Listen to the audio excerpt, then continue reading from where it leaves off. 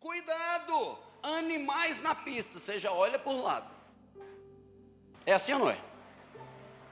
Está chovendo, lugar escorregadio, você dá uma segurada. Desça com o carro engrenado, você faz. Agora, olha que incoerência. Nós temos a maior facilidade para obedecer uma placa de trânsito, mas não temos a mesma facilidade para obedecer a palavra de Deus. Será que a palavra de Deus vale menos do que uma placa de trânsito? Será que a palavra de Deus não tem o peso de uma placa de trânsito na nossa vida? Deus ouve orações, Deus responde orações, Deus faz milagres, Deus abre portas, para Ele nada é impossível. As impossibilidades estão todas aqui, em nós, nele não. Aquele que chamou à existência o que não existia, com a sua palavra tudo se fez. Aquele que pega, o dia desse estava em casa e fiz de novo com o Gustavo um teste. Ele estava lavando louça, e aí eu peguei, coloquei a torneira para pingar e coloquei a minha mão. E ele falou, o que é isso, pai? Eu falei, calma que tem uma lição. Aí lá vem. 1, 2, 3, 4, 5, 6, 7, 8, 9, 10, 11, 12, 13, 14, 15, 16, 17, 18. Derramou. Eu falei, Gustavo, tu tem noção do tamanho de Deus?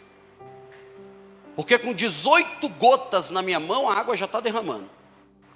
E Isaías diz que Deus pega todas as águas existentes no mundo, e esse número é 8 octilhões de litros de água.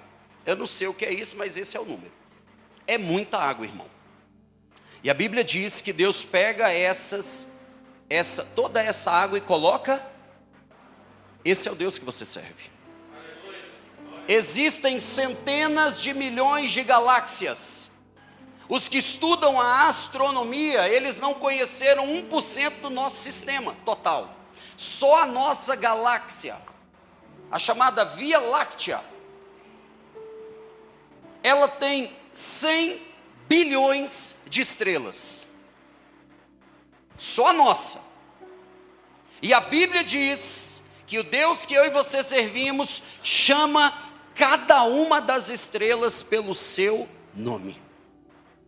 Tem noção do tamanho desse Deus? Tem noção do tamanho desse Deus? É esse Deus que nós servimos, e que deixou uma palavra para nos conduzir, e que deixou uma promessa para mim e para você. Deus tem muitas promessas para todos nós.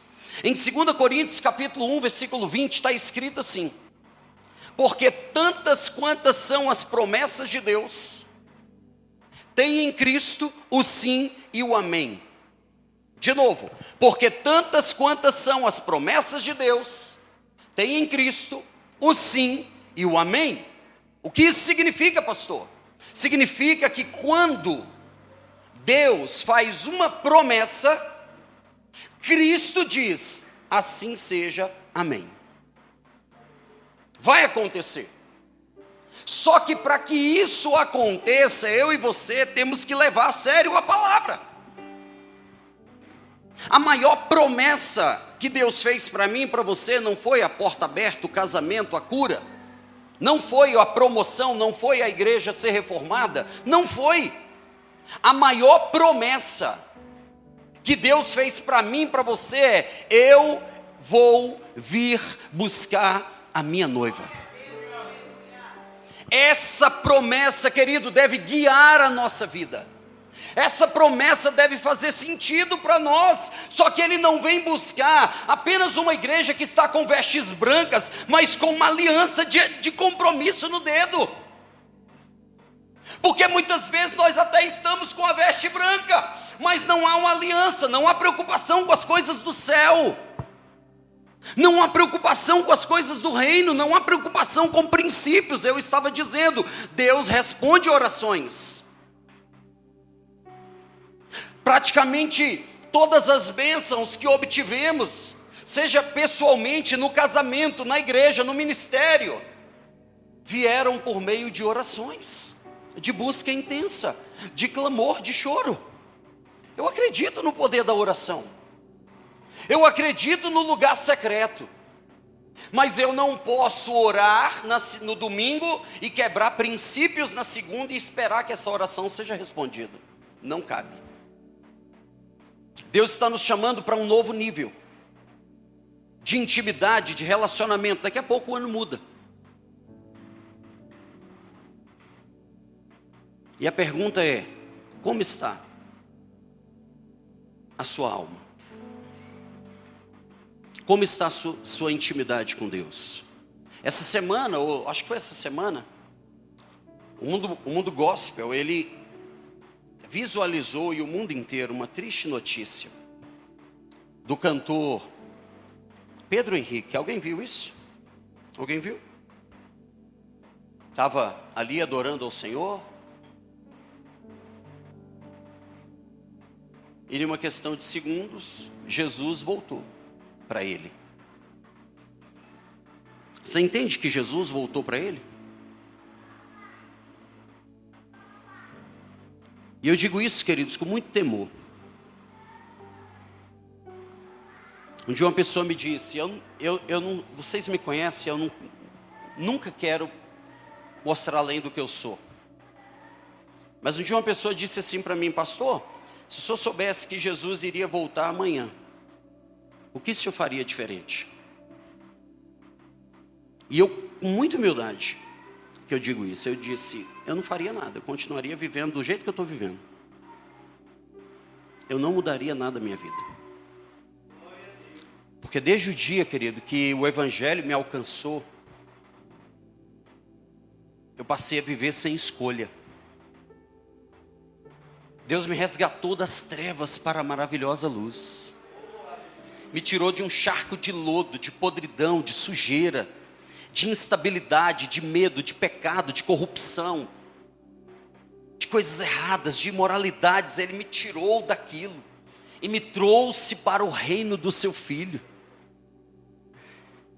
E a minha vida, eu quero gastar a minha vida com isso. E assim como aconteceu com esse jovem, se eu não me engano, parece que tinha 30 anos de idade. Assim pode acontecer conosco. Isso não é terrorismo, isso é realidade. Não nos cabe fazer especulações. Será que Deus levou? Será que Deus fulminou? Será que isso não interessa a nós? Não cabe a nós pensar no destino das pessoas. Quando eu comecei a ministrar em cultos fúnebres, e eu converso com as pessoas, eu converso com a família, e eu ministro em todo tipo de culto fúnebre. Se a pessoa é crente, se a pessoa não é crente, não importa, eu vou lá. Com o maior prazer, estar com a família, é um momento difícil. Mas antigamente eu ficava assim: puxa vida, quando a pessoa não, aos meus olhos, não tinha uma vida reta diante de Deus, eu ficava: poxa, eu vou ter que ter um cuidado redobrado, porque eu não posso falar que essa pessoa foi para o céu. Sabe aquelas coisas assim, ó, sabe? Você fica... E é um momento muito sensível. E depois, um dia eu estava orando para ir ministrar em um desses cultos, e aí Deus falou para mim assim: você sabe quem você vai encontrar no céu? Aí eu disse: hã? Você sabe quem você vai encontrar no céu? Eu disse: não, nem sei se eu vou.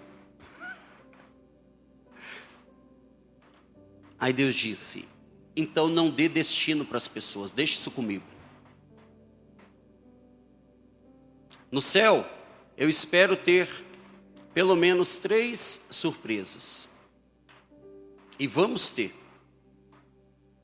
pelo menos 3. Ao chegarmos no céu, nós vamos ter 3 surpresas. Uma é: cheguei. Uau, graças a Deus, Senhor. Obrigado, Pai, eu estou aqui mesmo, Jesus. Belisca aqui, Jesus. Ele vai dizer: o corpo glorificado, não dá para beliscar. Vou te dar um peteleco espiritual. Tu está aqui, cara, aleluia. Essa é a primeira experiência, é a primeira surpresa. Tem noção disso? Irmãos, a minha mente é fértil, e eu desejo isso. Eu desejo isso. Eu visualizo isso. Quando a Bíblia diz que nós vamos nos encontrar com Ele na grande ceia das bodas do Cordeiro. Eu amo festa de casamento, eu amo celebrar em casamento, eu amo ser casado. Sou casado com essa princesa há 24 anos, eu a amo tanto que parece 24 dias. Foi bonita essa, não foi? E não foi ensaiada. Foi forte essa? É porque às vezes, irmão, depois de muitos anos de casado, você vai repetindo as mesmas declarações e muda só o emoji. Aí ela já não faz mais o mesmo efeito, né? Então, eu vou aproveitar agora o chat GPT para ele me dar uma força, né? A primeira surpresa é: cheguei, glória a Deus! Segunda surpresa é: uai, cadê fulano? Uai, caraca! Aqui, meu Deus, ele não está aqui não? Você vai nos 4 cantos, cadê? Não está. Não veio. Meu Deus, mas tinha tão um estereótipo de salvo. Entendo bem. Deixa eu abrir um parênteses e falar sobre isso. Embora não exista um estereótipo de salvo, existem frutos de salvos. Efésios capítulo 2, versículo 9. Texto muito conhecido. Diz assim: porque pela graça sois, pela graça sois salvos, por meio da fé, é dom de Deus, não vem de vocês, não vem de obras para que ninguém se glorie. É assim que é o texto. Somos salvos pela graça, por meio da fé, dom de Deus. Olha lá, Luquinhas colocou e tirou. Olha lá, vocês são salvos pela graça, por meio da fé, isso não vem de vocês, é dom. Dom é tudo aquilo que Deus me dá. Independente se eu mereço ou não, Ele dá, acabou.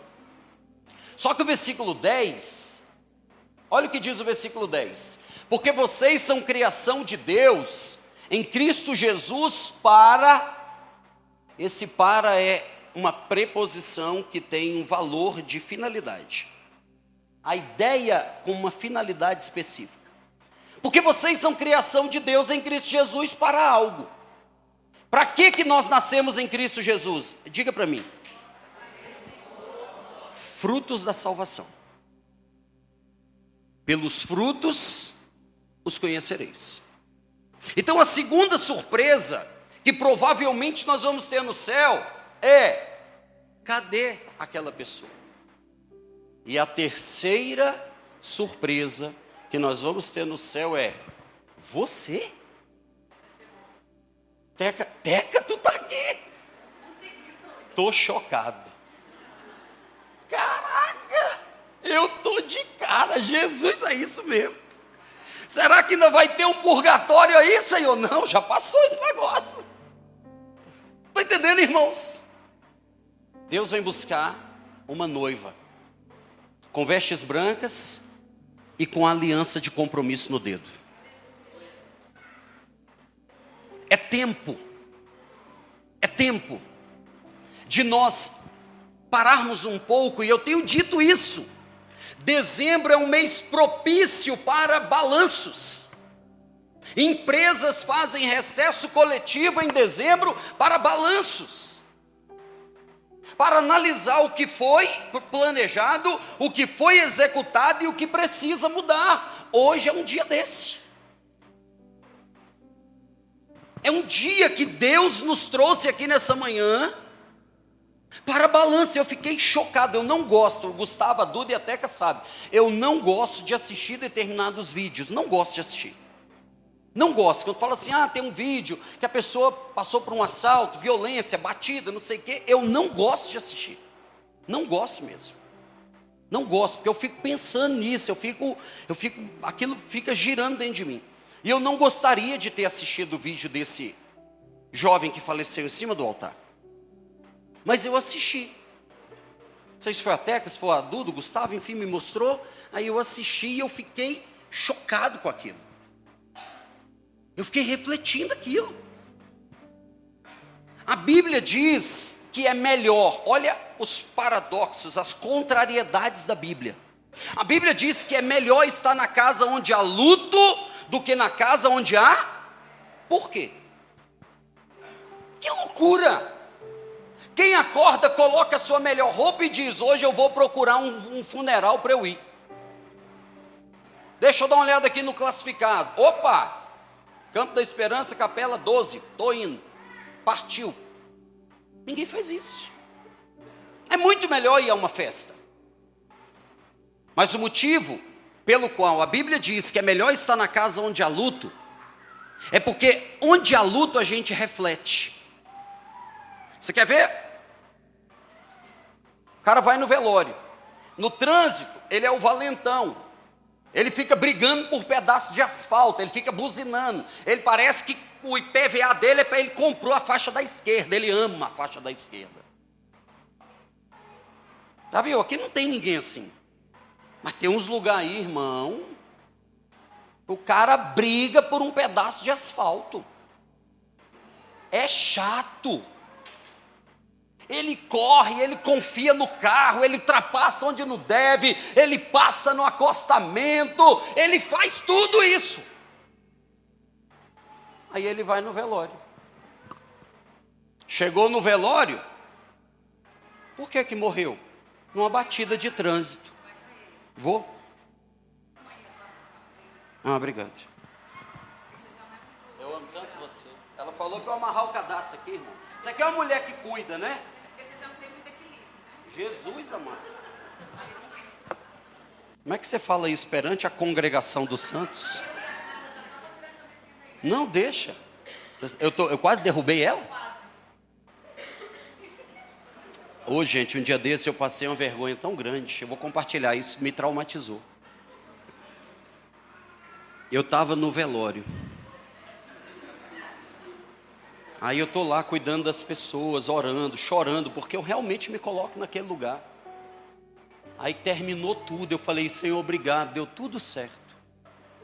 Aí quando eu fui sair, tinha um negócio de vela atrás de mim, eu não vi. Aí eu dei um bicudo nele, bah! O povo... Aí eu, tipo assim, ninguém percebeu. Aí a Valéria estava lá, ela... Oi, gente, é porque meu pastor é muito desastrado. Eu falei: gente, como gente não é para rir, nós estamos no velório, chora. Pensa numa vergonha. Mas o que eu estava dizendo, o cara é o brabão do trânsito, ele é o bichão do trânsito. Aí ele vai no velório, que o cara morreu. Deu aqui? De novo, né? Ele vai no velório que o cara morreu de batida de trânsito. Sabe como é que ele sai? Dirigindo a 10 por hora. Ele aí deixa eu olhar para o lado, coloca o cinto. Vai no velório, como morreu? Problema de coração. No outro dia ele come menos gordura. Ele vai, deixa eu cuidar, né? Dá uma caminhada. Comer uma picanha gordurosa com a Coca Zero, pelo menos equilibra. Porque a gente reflete. E hoje, eu quero que você abra aí Lucas 13. Eu quero trazer diante disso que eu estou falando para você, uma rápida reflexão. Lucas 13. Uma rápida reflexão. Lucas 13, 10. É tempo de nós refletirmos sobre a nossa vida. É tempo de nós refletirmos sobre o que realmente importa. É tempo de nós analisarmos e levarmos a sério a palavra de Deus. Lucas capítulo 13, versículo 10. A palavra diz assim: num sábado, Jesus ensinava em uma das sinagogas, e chegou ali uma mulher, possuída de um espírito de enfermidade. Havia já 18 anos que ela estava assim. Quanto tempo? 18 anos. Jesus estava ensinando na sinagoga. A sinagoga, só para a gente entender, era como se fosse uma congregação, uma pequena igreja. De forma simples era isso. E chega ali uma mulher que tinha 18 anos. Ela tinha um espírito de enfermidade. E por causa desse espírito, ela andava o quê? Encurvada. sem poder se endireitar de modo algum. O texto diz que essa mulher tem 18 anos que está encurvada, e o motivo é uma causa espiritual. Demônios também causam doenças. Demônios também invadem a vida das pessoas para aprisioná-las em doenças. Não é apenas em manifestações demoníacas. Aqui o texto é claro em dizer que a causa da doença dessa mulher era um espírito maligno. 18 anos que ela está encurvada, e o texto diz que ela não podia mais fazer nada por isso, porque de modo algum ela podia se endireitar. O verso 12 diz que ao vê-la, eu amo isso, porque muitas vezes, irmãos, a gente passa por determinadas situações na vida, a gente passa por determinadas tempestades, a gente passa por determinadas frustrações, na casa, na família, no ministério, na igreja, conosco, porque a gente também faz planos para si, e a gente mesmo, muitas vezes, se auto-sabota. Então, muitas vezes a gente passa por tantas situações ruins, e eu já passei muitas vezes por isso, tipo, Deus, será que o Senhor não está vendo? Senhor, será que o Senhor não está vendo? Mas eu amo o texto, porque o texto diz que não foi a mulher que viu Cristo, foi Ele que a viu. Ao vê-la, Ele vê a sua dor, Ele vê a sua vida, Ele vê a sua necessidade, Ele vê a sua dificuldade, Ele vê, ao vê-la, Ele chama essa mulher e lhe diz: mulher, você está livre da sua enfermidade. E impondo-lhe as mãos, ela imediatamente se endireitou e dava glória a Deus. Aleluia! O chefe da sinagoga ficou indignado por ver que Jesus, ele curava no sábado, e ele disse à multidão: não existem 6 dias na semana, não existem 6 dias em que se deve trabalhar, venham nesses dias para serem curados, mas não venham no sábado. Sabe como que se chama isso aí? Religiosidade. A religiosidade é um mal. A religiosidade é um câncer no meio da igreja. Quando a gente acha que estruturas são mais importantes do que pessoas. Quando Jesus cura no sábado, Ele, entre outras coisas, está dizendo que as nossas liturgias servem as pessoas, e não as pessoas é que servem as liturgias. A igreja está aqui para servir pessoas.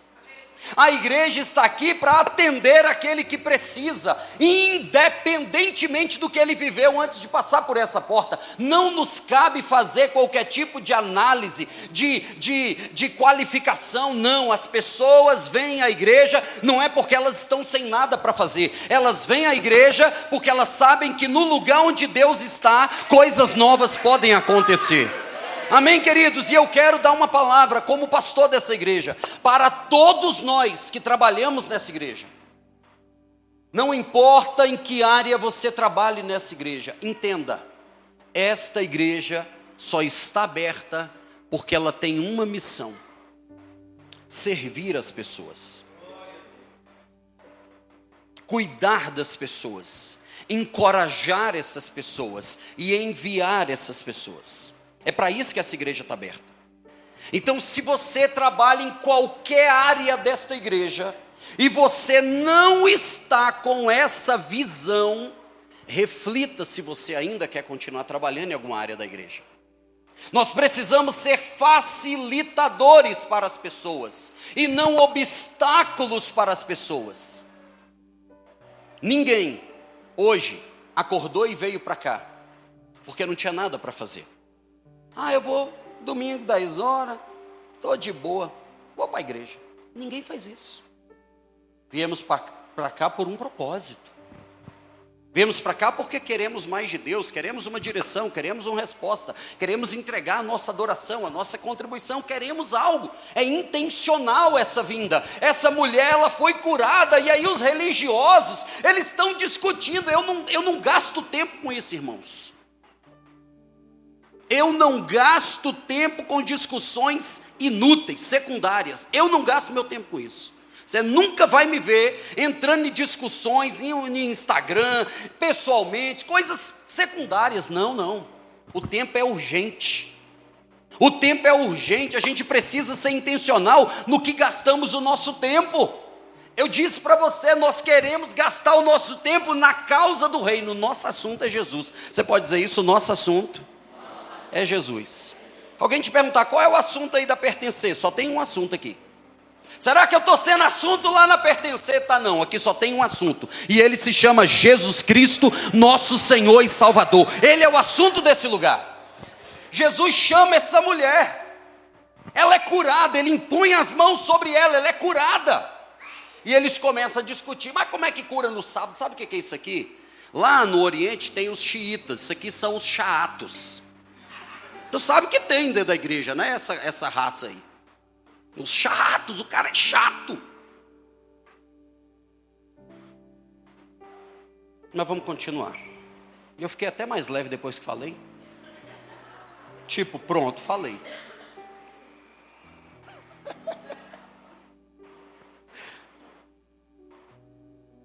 Ele chama, cura. E Jesus diz: hipócritas. Hipócritas. Cada um de vocês não pega o seu animal no sábado, solta ele, coloca lá para ele beber água. Por quê? Por que motivo não se devia livrar de enfermidade, de cativeiro? Veja que Jesus disse que essa mulher estava num cativeiro. Por que não se deve fazer isso num dia de sábado, com essa mulher que está no cativeiro? Ela é filha de Abraão, a quem Satanás trazia presa há 18 anos. Olha isso, há 18 anos, ela presa. Tendo Jesus dito essas palavras, todos os seus adversários ficaram envergonhados. Entretanto, o povo se alegrava por todos os feitos gloriosos que Jesus realizava. Esse é um texto conhecidíssimo. E tem uma aplicação rápida e prática que Deus me deu para a gente conversar nessa manhã. É hora de se levantar. Diga isso comigo, é hora de se levantar. Essa mulher, apenas imagine, 18 anos encurvada. Imagine isso, 18 anos essa mulher andando dessa forma. 18 anos essa mulher, e o texto diz que nada que ela fizesse, ela conseguiria fazer isso. 18 anos essa mulher está assim, encurvada. Imagina isso. O que ela olhava? Qual era o mundo dela? O chão. Esse era o mundo dela. Qual é o mundo dessa mulher? Esse chão aqui que ela pisa. E Deus disse para mim, muitos estão exatamente assim.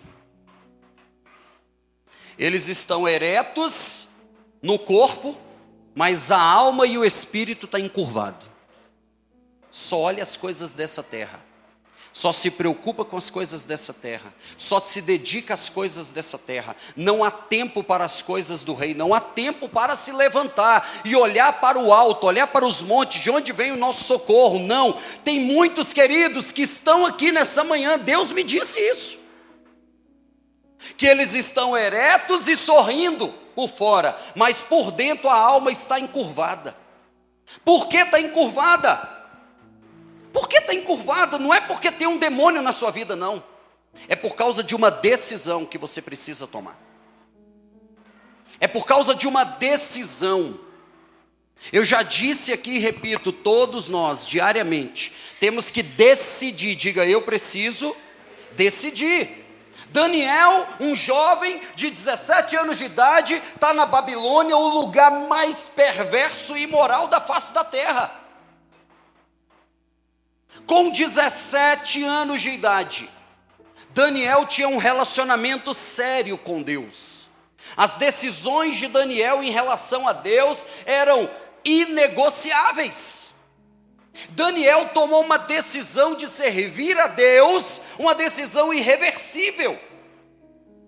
Daniel tomou uma decisão de servir a Deus que não estava vinculada ao ambiente.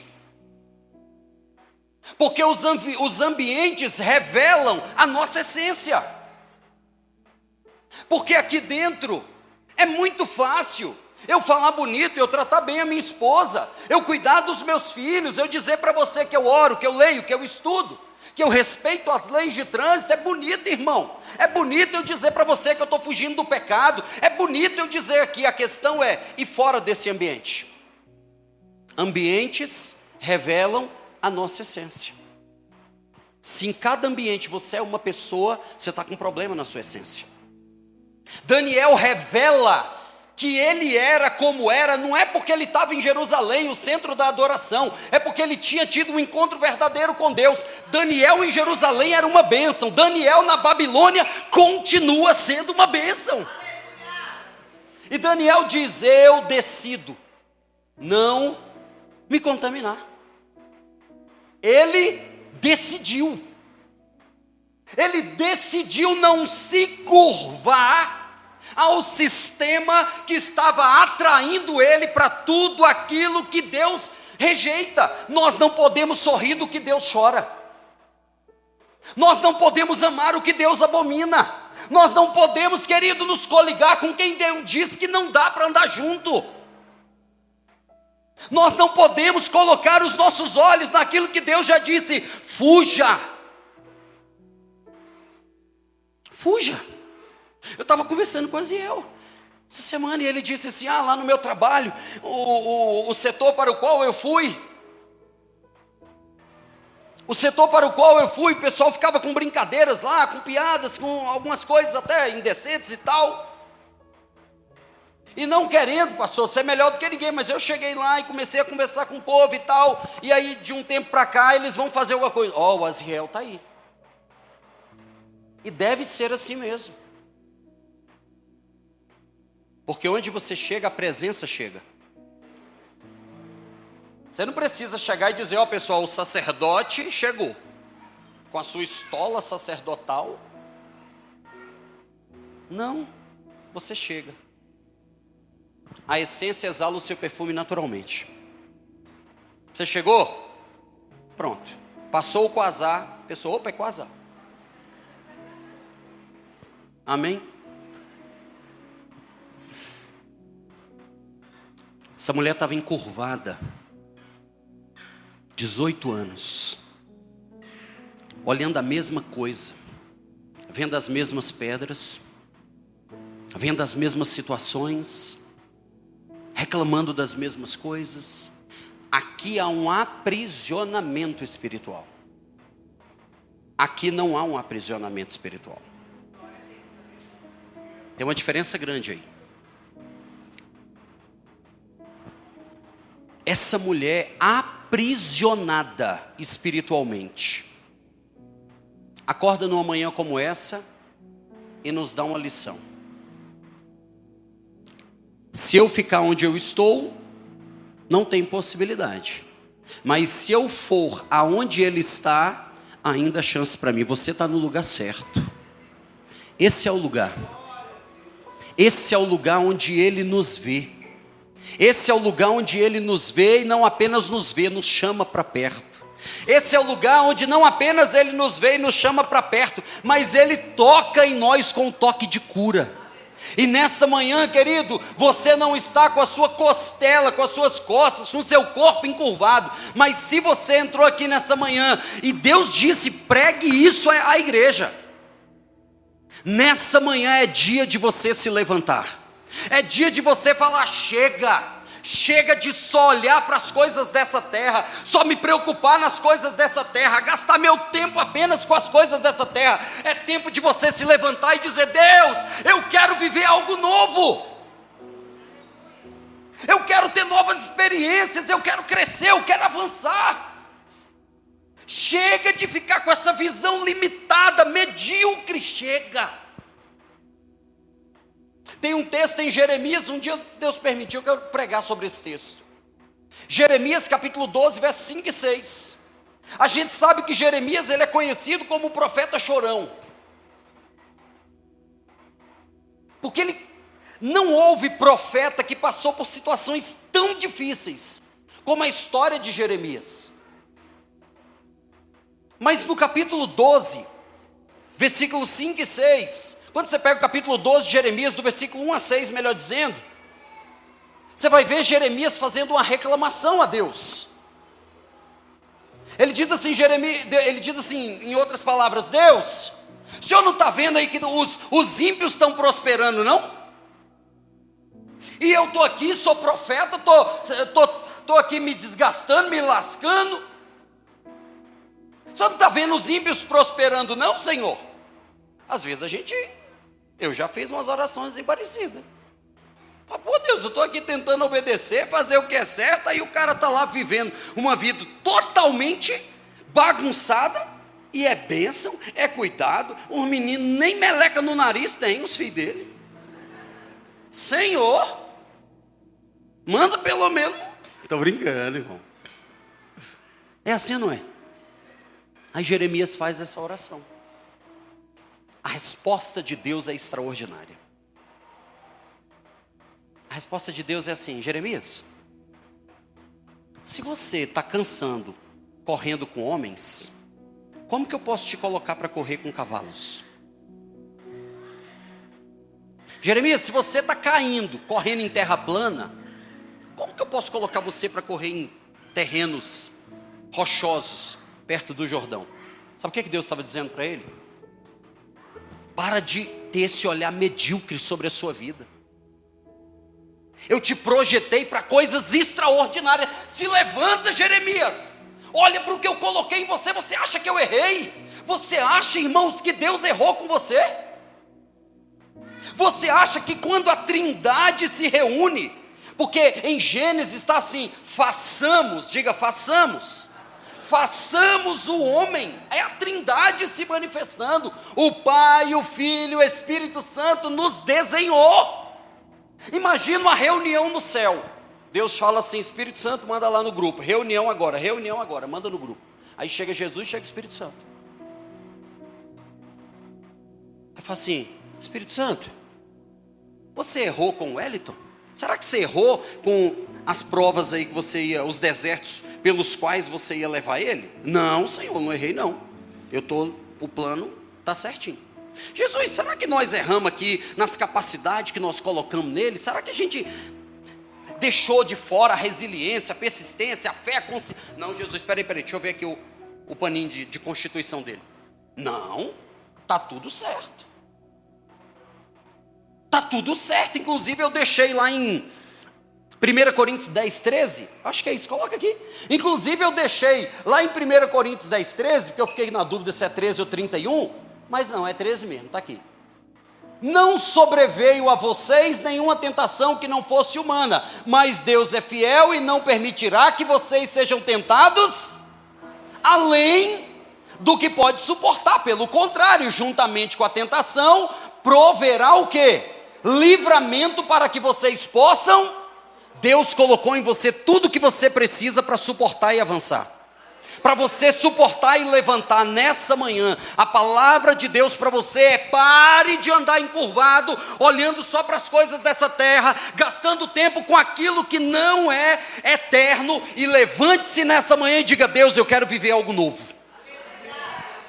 Eu quero viver algo novo na minha vida, na minha casa, na minha família, nas minhas finanças, no meu ministério, no meu chamado.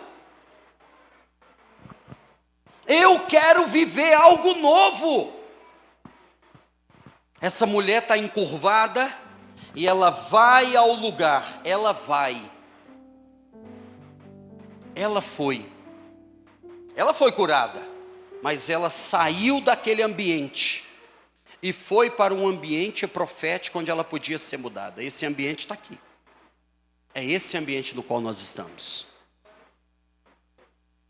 Quando ela vai, ela está dizendo: eu estou assim, mas eu não me conformo em viver assim. Você entende isso? Eu estou assim nessa manhã, mas eu não me conformo em viver assim. Quantos nessa manhã desejam viver algo novo de Deus? É hora de se levantar, irmãos. É hora de nós nos levantarmos e viver uma vida extraordinária em Deus. Uma vida que vale a pena ser vivida. Uma vida com propósito, uma vida extraordinária. Porque foi essa vida que Deus nos deu. Eu disse para você e repito. Se você me perguntar qual é o meu maior sonho. O meu maior sonho, eu falo assim lá em casa, é ver os meninos crescendo e eu ter o privilégio de casá-los. Porque eu estou doido que eles vão embora e eu fico sozinho com a Teca. Pronto, falei. Estou leve. Hoje é um dia de descarrego, irmão. Estou colocando tudo para fora. É só brincadeira, viu, irmãos? Os visitantes falam assim: meu Deus do céu, que pastor é esse, Senhor? Quem tem um pastor desse não precisa do inimigo, não. Mas eu tenho esse sonho. O maior sonho que eu tenho é ver meus filhos crescendo, casando, seguindo a vida deles. E eu peço a Deus todo dia: Deus, por misericórdia, se eu puder, me permite viver isso. Me permite viver isso. Porque quanto às demais coisas, eu não sou perfeito. Nem de longe. Você sabe que eu não sou. Quem me conhece aqui sabe que eu não tenho problema em ser gente. Eu não tenho problema em ser gente. Eu sou gente. Erro, me engano, estresso, encho o saco daquela varoa que está ali me olhando. É assim. Mas todo dia estou decidindo a melhorar. Todo dia estou me levantando e dizendo: Deus, eu quero viver tudo que o Senhor permitiu para mim. Eu quero viver. E se Deus me chamasse hoje, enquanto eu prego aqui, porque pode acontecer. Irmãos, eu decidi entregar minha vida para Cristo, sem reservas. Sabe, a cada dia que passa, eu tenho menos apego por as coisas dessa terra. Eu tenho sonhos, eu tenho projetos. Como pastor, tenho muitos projetos. Eu falei ontem aqui, uma palavra profética. Eu disse: essa cantata, foi o que o Aziel falou. Essa cantata que aconteceu foi um pequeno treino. Nós estamos só treinando. Porque se a gente não conseguir treinar e fazer com excelência uma cantata com 30 crianças, como que a gente vai fazer uma com 300 crianças? Tudo que Deus colocar na sua mão, deixa eu abrir esse parênteses para eu caminhar para concluir. Faça com a melhor excelência que você puder. A excelência não tem nada a ver com o tamanho da igreja. A excelência não tem nada a ver com as coisas que você lidera. A excelência tem a ver com você ser grato pelo que Deus colocou na sua mão. Durante muito tempo, eu era um péssimo exemplo. Estou melhorando. Com o meu carro, por exemplo. Porque assim, eu não tenho, quando eu estou no meu carro, eu não tenho costume, de jogar nada pela janela. Se eu comer uma balinha, eu jogo ali dentro do carro. Mas também, se eu comer um pedaço de panetone e sobrar, eu jogo dentro do carro. Vou mudar. Jogava. Comi a banana, ficou a metade. Jogo dentro do carro. Tomei um café com leite, sobrou um pouco. Joga dentro do carro. Irmão, é sério. Irmão, tinha dia que eu entrava lá, tava uns bichos assim. E eu estava repreendido, Senhor. E meu carro ficou com a fama de ser esse carro. Quando foi um dia eu entrei no meu carro, me deu vergonha. É sério, me deu vergonha. Falei, a partir de hoje, isso não acontece mais. Excelência. O que Deus colocou na sua mão, faça com excelência. Aí eu falei ontem aqui. A Líria estava ali, e Deus tomou no espírito mesmo. Eu disse assim, Líria, foi só um treino. Essa cantata de Natal, daqui a um tempo, o Gama vai parar no dia que essa cantata for feita para ver o nome de Jesus sendo glorificado. E isso não tem a ver com o nome pertencer. Não. Nós estamos aqui porque temos um propósito. E o propósito não é tornar meu nome conhecido, não é construir uma torre de Babel. O propósito é tornar o nome dele conhecido. O propósito, sabe qual é? Aqui dentro somos ministros, somos servos. Lá fora nós somos missionários. Onde você estiver, você faz a diferença. Mas para isso Deus está chamando uma geração que precisa se levantar, que precisa desejar viver esse novo, esse extraordinário. Precisa desejar essas coisas grandes, coisas maiores Deus tem para fazer em nós e por meio de nós. Essa mulher está 18 anos, mas naquele dia, o chamado de Jesus mudou a vida dela. Ela estava sentada no meio da congregação. Eu vou pedir para o Wesley, aproveita que você está vindo, vem andando aí, até aqui na frente, por favor. Vem andando, vem andando. Não precisa correr, vem andando. Vem andando, vem andando. Seja curado, pode ir. Sabe quantos segundos demorou essa vinda do Wesley para cá? 12 segundos. 18 anos, em 12 segundos e uma palavra profética mudou a vida dela. É o que Deus pode fazer aqui nessa manhã. Se coloca de pé. Eu não quero viver encurvado. Eu não quero viver olhando o palmo de chão apenas na minha frente. Não, querido. Deus colocou o tesouro do céu em mim. Deus colocou o tesouro do céu dentro de mim.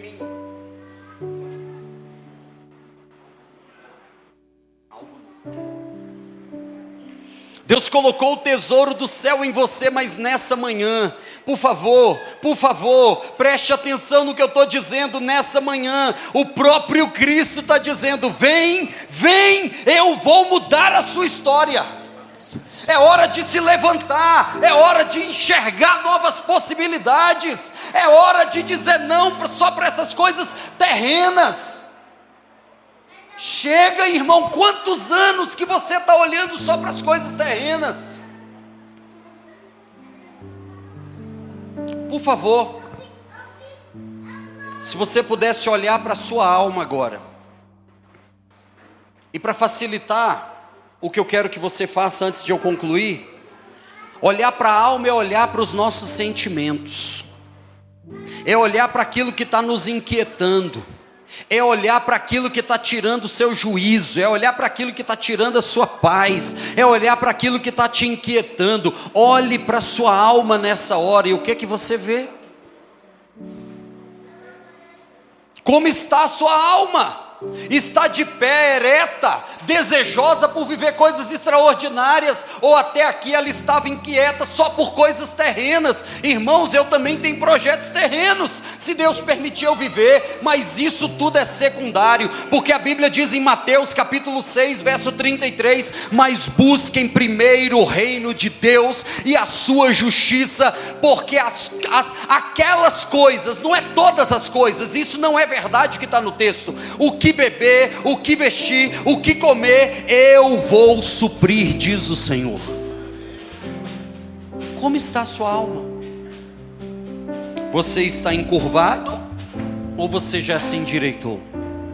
Hoje o convite de Deus é hora de se endireitar, é hora de você tomar novas decisões, é hora de você olhar para o alto e dizer: Senhor, eu quero as coisas do alto, eu quero as coisas do teu reino, porque é o céu que governa a terra. O que você precisa deixar? O que você precisa abrir mão? O que é, querida? Essa mulher, ela estava com o Espírito, nós não estamos. Mas exige-se uma decisão. Você pode sair daqui hoje e dizer: foi bom, refleti. Tá bom. Se a sua segunda-feira se mantiver como as demais segunda-feiras desse ano, essa manhã foi perdida.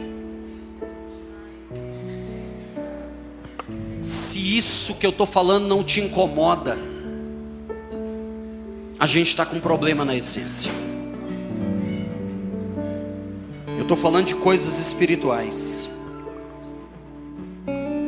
Deus vem buscar a sua igreja. E Ele não vem buscar uma igreja encurvada, não. Ele vem buscar uma igreja posicionada. Uma igreja que sabe quem é e para onde vai. E isso exige decisão. Nessa manhã, eu não vou te chamar para vir à frente, não vou. Não vou. Mas eu quero que, se você puder, coloque a mão no seu coração. Feche seus olhos. Eu quero fazer uma oração por você.